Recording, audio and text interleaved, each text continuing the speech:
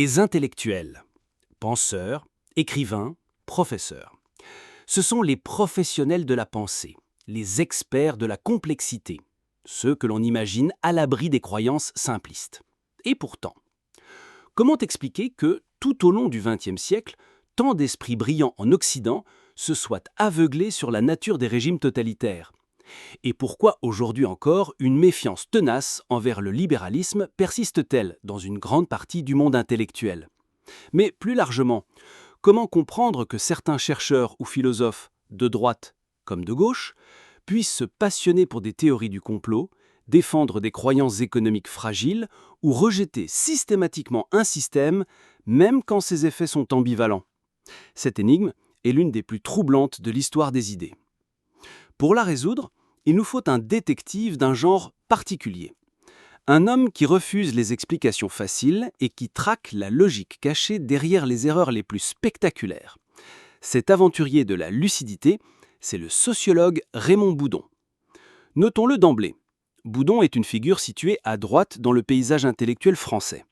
Mais ce qui nous intéresse ici, c'est moins sa position idéologique que son outil d'analyse, qui peut s'appliquer bien au-delà de ce terrain.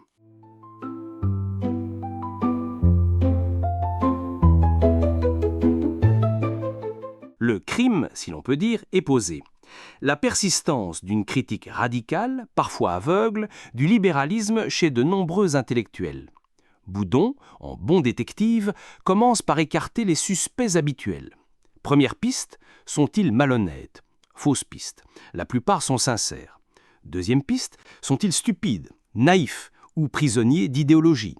Boudon refuse cette explication. Ce serait trop simple. Non, il y a une logique à l'œuvre. Et pour Boudon, l'arme du crime n'est pas l'irrationalité. C'est paradoxalement une forme de rationalité.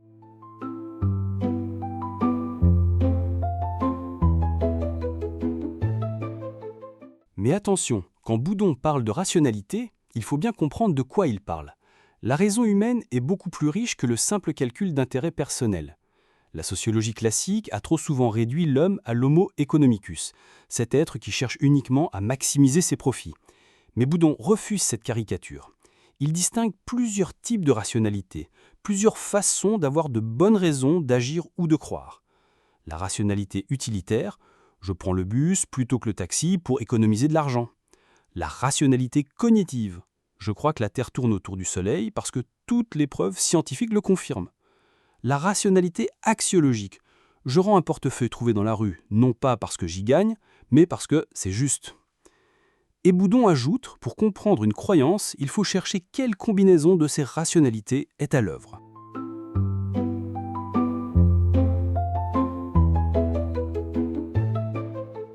C'est ici que son enquête devient fascinante. Les intellectuels, comme tout le monde, sont mus par la rationalité cognitive. Ils cherchent à comprendre le monde.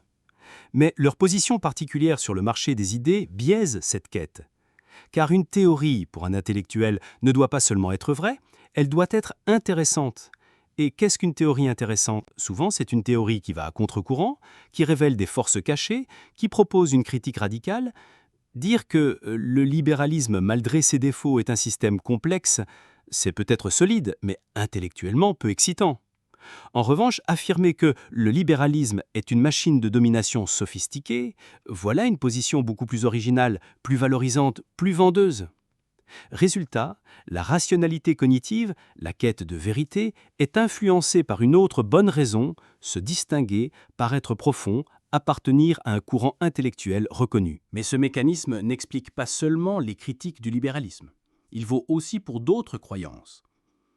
On l'a vu par exemple chez certains économistes persuadés de la parfaite autorégulation des marchés financiers avant la crise de 2008, ou encore chez des penseurs séduits par des théories biologisantes aujourd'hui discréditées.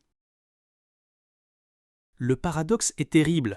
En cherchant les explications les plus critiques et les plus sophistiquées, l'intellectuel peut finir par adopter, en toute bonne foi, des théories moins fondées.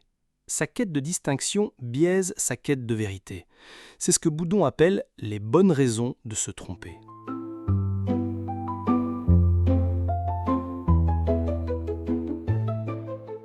L'aventure que nous propose Boudon n'est pas une attaque contre les intellectuels.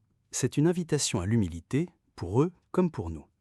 C'est une leçon magistrale d'individualisme méthodologique. Pour comprendre un phénomène social, il faut toujours revenir à la complexité des raisons de l'individu. Et Boudon nous donne un détecteur de biais incroyablement puissant. La prochaine fois que vous adoptez une opinion tranchée, demandez-vous: est-ce parce qu'elle repose sur des faits solides, parce qu'elle sert mes intérêts, parce qu'elle correspond à mes valeurs, ou simplement parce qu'elle me permet de me sentir original, critique, du bon côté? Boudon ne nous demande pas de renoncer à nos convictions. Il nous demande seulement d'interroger les bonnes raisons qui les fondent. Et c'est peut-être la plus difficile, mais aussi la plus nécessaire, de toutes les aventures de la pensée. D'ici là, face à une idée, qu'elle soit la vôtre ou celle d'un autre, posez-vous la question: quelles sont les bonnes raisons cachées derrière? Et surtout, restez curieux.